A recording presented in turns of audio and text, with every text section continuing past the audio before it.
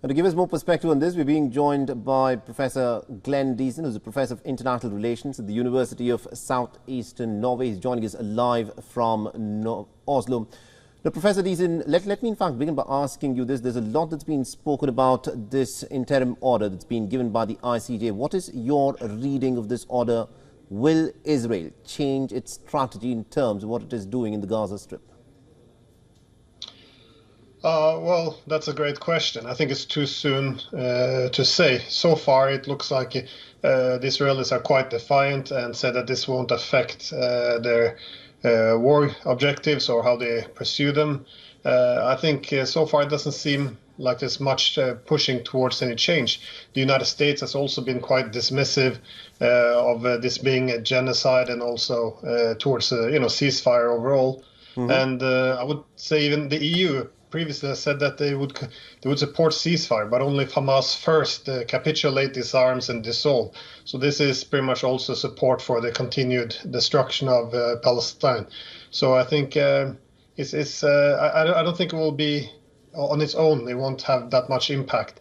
If you want pressure on Israel, it has to come from the United States, because this is also largely an American war.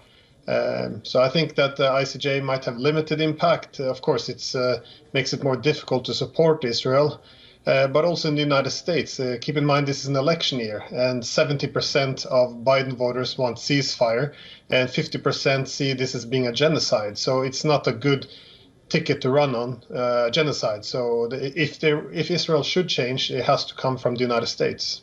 Very interesting. Now, the South African side, they say that because the International Court of Justice in its interim ruling has said that Israel must do all it can to ensure that a genocide does not happen. At this moment as we speak, at least about 26,000 Palestinians have been killed in this war so far. More than 70% of those who have been killed happen to be young women and children. That is quite clear that Israel will have to change its intensity of the war. Do you see any kind of a change in terms of how Israel operates on the ground, or are we expecting to see more of the same here? Well, I'm not sure what Israel could do. I think that they're more in a position where they see this is an issue of all or nothing, because after this slaughter in Gaza, there will be more pressure from the international community to resolve this issue by giving the Palestinians a state, something that Netanyahu, of course, very obviously opposes openly. So I think many see this as an opportunity. Now they can either cleanse Gaza by pushing them into Egypt, or killing, what they would consider a sufficient amount. Mm-hmm. But even so, a key problem would be even running up a West Bank as an apartheid. It could be very challenging after this conflict. So right. I think it would be difficult to turn now, given that they might perceive this as being an all or nothing situation. All right. My final question to you, Professor Diesen, is this: a few days back, there is this proposal for a 2-month military pause that reportedly has been floated by Israel, where it wants Hamas to release all Israeli hostages, which can be done in 3 or 4 phases.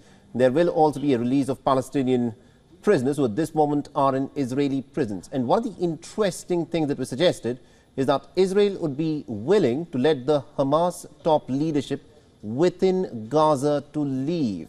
Now, if Israel is fighting this war to go after the Hamas leadership and also the Hamas resistance movement there, how do you read this war that Israel at this moment is waging, if it is in a proposal that it has put forth, is willing to let Hamas go? Well, I think that there would be, so far it looks like one of the more likely proposals to pass, but I think it would be very difficult because Hamas would consider itself a resistance movement towards, against Israeli occupation. So getting Hamas out of Gaza, I think it could be considered to be a form of capitulation. So I think it would be difficult to get through. So, and again, that's the key problem with this conflict. There's no feasible solutions on the table.